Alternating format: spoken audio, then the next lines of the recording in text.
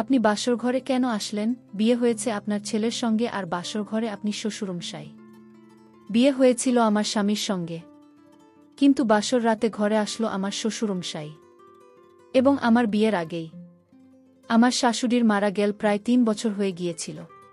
তারপর আমাদের বিয়ের পরে শুধু রাতে কেন যখন ইচ্ছে তখন আমার শ্বশুরমশাই আমার স্বামীর সামনেই আমাকে শ্বশুরমশাই আমাকে বিছানায় ফেলে কি কারণে আমার স্বামী এসব মেনে নিত তা জানলে তোমাদের চোখ কপালে উঠে যাবে।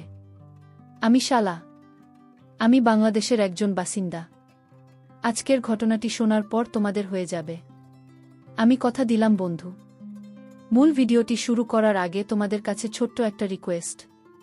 তোমরা যারা নতুন তারা আমার চ্যানেলটিকে সাবস্ক্রাইব করে পাশে থাকবে।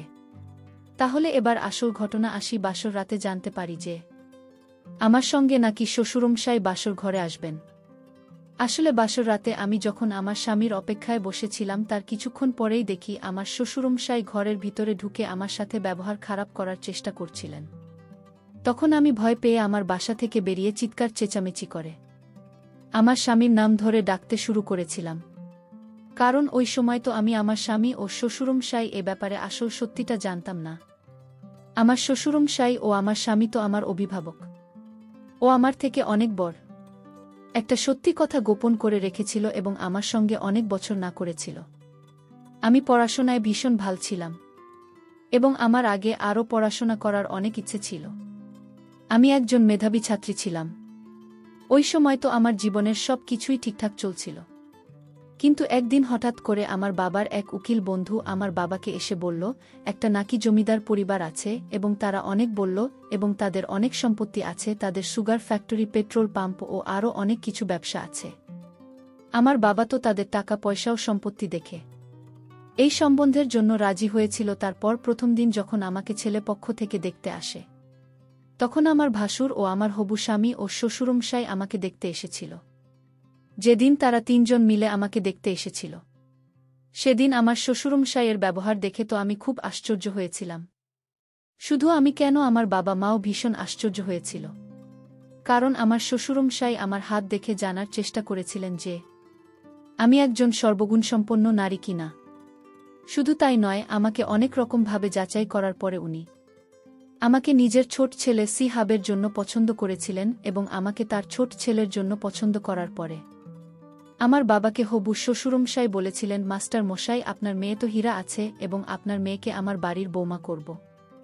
আমার বাবা একটা প্রাইভেট স্কুলের মাস্টার ছিল, তাই আমার বাবাকে সবাই মাস্টারমশাই বলেই ডাকত। আমি বাবা মায়ের একমাত্র কন্যা সন্তান ছিলাম। ছেলেপক্ষ থেকে যখন আমাকে দেখতে আসার কথা হয়েছিল তার আগে আমার বাবার বন্ধু মানে উকিল কাকু ছেলেটির ছবি, আমার হবু স্বামী সিহাবের ছবি আমার বাবাকে দেখেছি এবং সিহাবের সুন্দর চেহারা দেখে তো আমার বাবা তাদেরকে আমাদের বাড়িতে আমন্ত্রণ জানিয়েছিল। কিন্তু আমরা কেউ স্বপ্নেও ভাবতে পারিনি যে আমার জীবন তো মুহূর্তের মধ্যেই নরকে পরিণত হতে চলেছিল। এমনকি আমার শ্বশুর আমাকে যেদিন দেখতে আসে সেদিনই এই বিয়েটা পাকা করে দিয়েছিল। কিন্তু আমার বাবা যখন এই বিয়েটা পাকা করার আগে ভাবনা চিন্তা করার কিছু দিনের সময় চেয়েছিল, আমার হবু শ্বশুরমশাইকে বলেছিল, জমিদারবাবু এত তাড়াহুড়ো করার কি আছে, আমাকে তো কিছু দিন সময় দিন ভাবনা চিন্তা করার জন্য। তখন আমার হবু শ্বশুরমশাই আমার বাবাকে বলেছিল, মাস্টারমশাই, এই হিরেটা আমি তাড়াতাড়ি আমার রাজপ্রাসাদে নিয়ে যেতে চাই, আমার রাজপ্রাসাদের শোভা বাড়ানোর জন্য। তারপর আমার হবু শ্বশুরমশাই তার পার্সোনাল উকিলকে মানে আমার বাবার যিনি বন্ধু ছিলেন উকিল কাকু, উনাকে আমার হবু শ্বশুরমশাই চোখে চোখে কিছু ইশারা করলেন।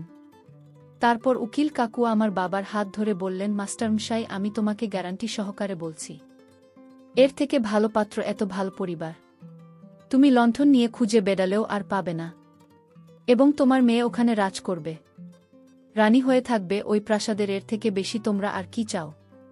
তাই সম্বন্ধটা পাকা করে দাও, বেশি ভাবনা চিন্তা করার কোনো দরকার নেই। আমি আছি তো ঠিক। ওই সময় আমার শ্বশুরমশাই নিজের পকেট থেকে একটা স্বর্ণের আংটি বের করে নিজের ছেলের হাতে দিয়ে বললেন, আংটিটা আজকে পরাতে হবে। তারপর আমার বাবা মাও খুশি হয়ে আমাকে ঘরের ভিতরে নিয়ে গিয়েছিল একটুখানি তৈরি করার জন্য। আমি তখন ঘরের ভিতরে বাবা মাকে বলেছিলাম, বাবা, আমার কিন্তু কিছুই ঠিক লাগছে না, কারণ তারা আমাকে দেখতে এসে এত তাড়াহুড়ো করে বিয়ে পাকা করছে। আমাদের তো কিছু দিনের সময় দেওয়া উচিত ছিল।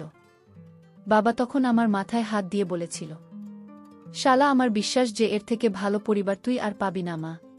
কারণ আমি তো শ্বশুরমশাইয়ের সঙ্গে তোর পড়াশোনার ব্যাপারে আলোচনা করেছি এবং এটা বলছি যে তুই আগে আরও অনেক পড়াশোনা করতে চাস। তখন তো শ্বশুরমশাই বলেছে তুই যত পড়তে চাস ওরা নাকি পড়াবে। পড়াশোনার ব্যাপারে তাদের নাকি কোনো আপত্তি নেই। এবার তুই খুশি আছিস, কারণ তুই যেটা চাইছিস সেটা তো পেয়ে যাচ্ছিস। তারপর বাবা যখন আমাকে এটাও বলেছিল যে আমার শ্বশুরবাড়ির লোকেরা নাকি বিয়ের পরেও আমাকে পড়াশোনা করার সুযোগ দেবে, এই কথা শুনে তো আমি বাবা মায়ের মুখের দিকে তাকিয়ে সেজেগুজে তৈরি হয়েছিলাম। তারপর সেদিনই আমাদের আংটি বদল হয়েছিল এবং তার কিছুদিন পরেই বিয়ের তারিখ পাকা হয়েছিল। এমনকি আমার আংটি বদল হওয়ার সময় আমার শ্বশুরমশাই যা কাণ্ড ঘটিয়েছিল সেটা শুনে তো আপনারা অনেক বেশি আশ্চর্য হয়ে যাবেন। আসলে আংটি বদলের সময় আমি তো শিহাবকে আংটি পরিয়ে দিয়েছিলাম, কিন্তু জানি না কেন তার মুখে তখন হাসি ছিল না। এমনকি সে তো আমার দিকে তাকিয়েও দেখেনি। শুধু তাই নয়, আমার হবু স্বামীর মুখে তখন হাসি ছিল না।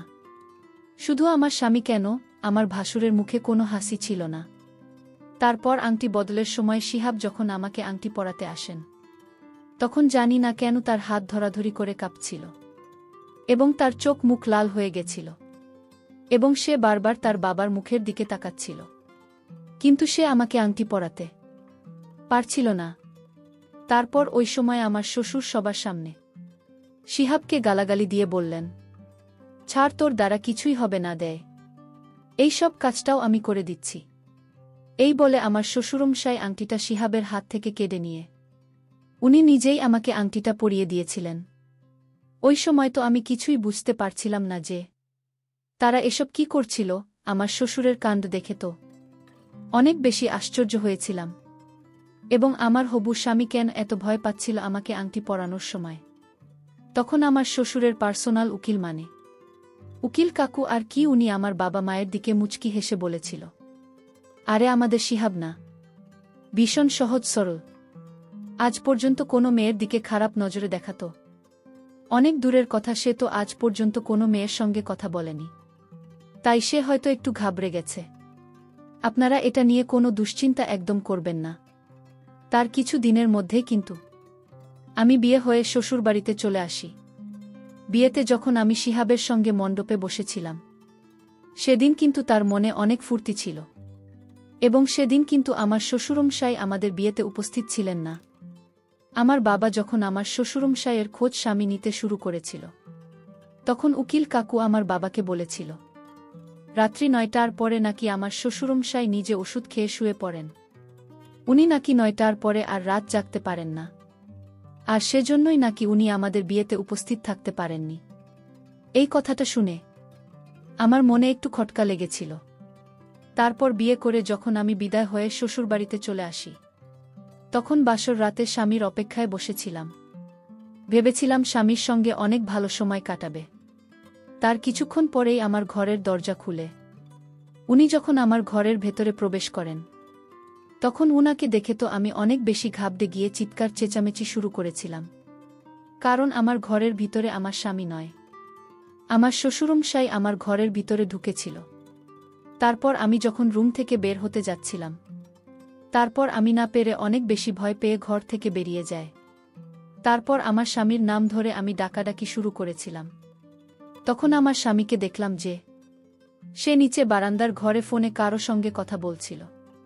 তখন আমি আর না পেরে অনেক বেশি ভয় পেয়ে তাড়াতাড়ি আমার স্বামীর কাছে গিয়ে বললাম, তুমি এখানে আছো, আর ওদিকে তোমার বাবা আমার সঙ্গে কি সব করার চেষ্টা করছেন, এসব কি হচ্ছে? আমার স্বামী তো সব কিছু শোনার পরেও মাথা নিচু করে চুপচাপ দাঁড়িয়েছিল। তারপর উপর থেকে আমার শ্বশুরমশাই নিচে নেমে এসে বললেন, আমার ছেলেকে জিজ্ঞেস করার কোনো দরকার নেই, আমি নিজেই তোমাকে সব কিছু বলে দিচ্ছি। তারপর আমার শ্বশুরমশাই আমাকে যা বলেছিলেন সেটা শুনে তো আমার দম বন্ধ হয়ে আসছিল। আমার শ্বশুরমশাই তখন মুচকি হেসে বলল, শালা রানী, তুমি আমার বউ এবং আমি তোমার স্বামী, আর আমার ছেলেরা হচ্ছে তোমার সন্তান। আমার শ্বশুরমশাইয়ের মুখ থেকে সব আজেবাজে কথা শুনে তো আমি অনেক বেশি রেগে গিয়েছিলাম। আপনি এসব কি কথা বলছেন? আপনার মাথা ঠিক আছে তো? আমার শিহাবের সঙ্গে বিয়ে হয়েছে, আমি তখন শিহাবকে বললাম, শিহাব, তুমি চুপচাপ এখনো দাঁড়িয়ে আছো কেন? তুমি তোমার বাবাকে আমাদের দুজনের বিয়ের কথাটা বলো। আমার শ্বশুর তখন আবার আমাকে বললেন, এই যে আমার মহারানী, এই বাড়িতে শুধুমাত্র আমার হুকুম ও আমার আদেশ চলে। আর তোমার সঙ্গে আমার ছেলে নয়, আমার বিয়ে হয়েছে। মণ্ডপে আমি তোমার পাশে বসেছিলাম এবং ওই পাগড়ি পিছনেও আমি ছিলাম। আর আমি তো তোমার ছোট ছেলে হয়। আর আমার 2 ছেলে তো আগেই বিয়ে হয়ে গেছে, তাদের বউ আছে। আমি যখন কোনো মতেই এটা বিশ্বাস করতে রাজি হয়নি, জেসি হবে নাকি 1 বছর আগেই বিয়ে হয়ে গেছে, তখন আমার শ্বশুরমশাই তার ছোট বোন ও মায়ের নাম ধরে বাইরে ডাকলেন এবং বললেন আমি নাকি আজ থেকে তার 2 বোমাদের শাশুড়ি মা হয়। শ্বশুরের মুখ থেকে সবকিছু শোনার পরে তো কিছুক্ষণের জন্য আমি গান শূন্য হয়ে গেছিলাম। তো মনে হচ্ছিল যে আমার মাথা কাজ করা বন্ধ করে দিয়েছে, এবং এটাই তো স্বাভাবিক। তারপর আমি যখন কান্নাকাটি শুরু করে আমার শ্বশুরমশাইকে জিজ্ঞেস করেছিলাম যে উনি আমার সঙ্গে এত বড় ছিল না কেন করেছেন, তখন আমার শ্বশুরমশাই আমাকে বললেন, আমি যদি তোমার বাবার কাছে গিয়ে বলতাম যে আমি তোমাকে বিয়ে করব, তাহলে কি তোমার বাবা এই বিয়েতে কখনো রাজি হতো? কারণ আমি তো একজন বয়স্ক বুড়ো মানুষ, আর তুমি কত তরুণী, তাই আমার ছোট ছেলেকে মোহরা বানিয়ে ছলনা করে তোমার সঙ্গে বিয়ে করেছি। এবং আমি তোমার বাবা ও মাকে মিথ্যে কথা বলছিলাম যে আমার ছোট ছেলে সিহাবের সঙ্গে তোমার বিয়ে দিতে চাই। কারণ প্রথম নজরে তোমাকে দেখি আমি ভেবে নিয়েছিলাম যে বিয়ে তোমাকেই করব, কারণ তুমি কত সুন্দরী ও তরুণী। সেটা যেভাবেই হোক না কেন, আমি বিয়েটা তোমার সঙ্গেই করব। তারপর শ্বশুরের মুখ থেকে সবকিছু শোনার পরে আমি যখন কান্নাকাটি করে আমার শ্বশুরের সামনে হাত জোর করে বলেছিলাম আমাকে যাতে বাড়ি যেতে দেয়, তখন আমার শ্বশুরমশাই আমাকে বলেছিলেন, ও আমার রানী, তোমাকে তো বিয়ে করেছি এই বাড়ির মালকিন করার জন্য, তাই আজ থেকে এটা বলা ছেড়ে দাও যে তুমি বাবার বাড়ি যাবে। তারপর আমার শ্বশুরমশাই তার ছেলে ও বৌমাদের উপর অনেক জোরে চিৎকার করে হুমকি দিয়ে বললেন, তোমরা 4 জন মিলে এখানে দাঁড়িয়ে কেন নাটক দেখছে, নাকি সব নিজের ঘরে চলে যাও এবং আমাদের স্বামী স্ত্রীদের একা ছেড়ে দাও। এটা আমাদের মাঝখানের ব্যাপার, এমনিতেও আজ আমাদের বাসর রাত। তারপর আমার শ্বশুরমশাই আমাকে ঘরের ভিতরে নিয়ে এসে আমার সঙ্গে জোর করে সারা রাত। সেদিন আমি সারা রাত ঘুমাইনি। সেদিন সারা রাত আমার চোখ দিয়ে জল পড়েছিল এবং আমার কিছুই বুঝতে বাকি ছিল না যে আমার সঙ্গে অনেক বড় অন্যায় হয়েছিল। কিন্তু সেদিনই আমি নিজের মনে মনে প্রতিজ্ঞা করেছিলাম যে এটার প্রতিশোধ তো আমি নিয়েই ছাড়ব এবং আমি নিজের জীবন নষ্ট হতে দেব না, এবং সেটা নিজের জ্ঞান ও উপস্থিত বুদ্ধির মাধ্যমে করব। আমার সঙ্গে অত বড় অপরাধ হওয়া সত্ত্বেও আমি কিন্তু হার মানিনি। এমনকি ওই বাড়িতে কিছুদিন থাকার পরে আমি বুঝতে পেরেছিলাম যে আমার শ্বশুরমশাই তার ছেলে ও বোমাদের ভয় দেখিয়ে রেখেছিলেন। এমনকি আমার শ্বশুর তো তার ছেলেদের হাত খরচের জন্য 1 টাকাও দিত না। আমার শ্বশুরমশাই মানে আমার স্বামী তাদেরকে সারাক্ষণ অপমান করত। এমনকি তারা 4 জনে আমার শ্বশুরের প্রত্যেকটা কথা ভয়ে মাথা নত করে পেতে দিত, কারণ তারাও বাধ্য ছিল। আমার শ্বশুরের এত সম্পত্তি থাকা সত্ত্বেও সে তার ছেলেদেরকে কিছু দিত না, এবং তাদের 20 টাকার প্রয়োজন হলেও তারা আমার বুড়ো শ্বশুরের কাছে হাত পেতে চেয়ে নিত। এমন নয় যে সব কিছু জানার পরেও আমি সেখান থেকে পালানোর কোনোদিন চেষ্টা করিনি। আমি বীরুর কাছ থেকে পালানোর অনেক চেষ্টা করেছিলাম। এমনকি আমার বাবা মা সব কিছু জানতে পেরে যখন আমার শ্বশুরবাড়িতে এসেছিল আমাকে সেখান থেকে নিয়ে যেতে, কিন্তু আমার বুড়ো স্বামী আমার বাবা মাকে হুমকি দিয়েছিল, এবং বুড়োর যেহেতু অনেক টাকা ও সম্পত্তি ছিল, তাই আমার বুড়ো স্বামী আমার বাবা মাকে বলেছিল তারা যদি বেশি বাড়াবাড়ি করে তাহলে আমার বুড়ো স্বামী নাকি টাকার জোর দেখে আমার বাবা মাকে মিথ্যে কেসে ফাঁসিয়ে দিয়ে জেলের ভিতরে ভরে দেবে। আমার বুড়ো স্বামী মানে শ্বশুরমশাই তাদেরকেও শাস্তি দিতে ছাড়ত না। আর এই সব কিছুই উকিল কাকুর জন্যই হয়েছিল, কারণ ওই উকিল তো সব কিছুই আগে থেকে জানতেন। উকিল আমার স্বামীর ডানহাত ছিল, সে টাকার লোভে আমার শ্বশুরের সব কথা শুনতে এবং আমার জীবনটাকে নষ্ট করেছিল।